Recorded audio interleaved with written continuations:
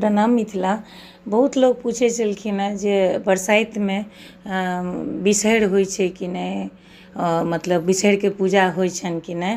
तऽ अहाँ सबके बताबी जे अपना मिथिलाञ्चलमे हमरा लगैए कोनो परिवारमे अपन कोनो बातके लऽ कऽ नहि होइत होइ, नहि तऽ सब जगह बिसहरि होइते टा छथिन। आओर बिसहरिके अहाँके माटिके मूर्ति बनै छथिन, मैनाके पातपर राखिकऽ हुनका जे छै से लावा दूधके भोजन देल जाइ छनि, फूल चढ़ाएल जाइ छनि आओर हुनकर नवेदो अलगसँ देल जाइ छनि। जे भी नवेद चढ़ै छै गौड़के आओर एम्हर साइड सबके, तऽ हुनको लए नवेद चढ़ाएल जाइ छनि।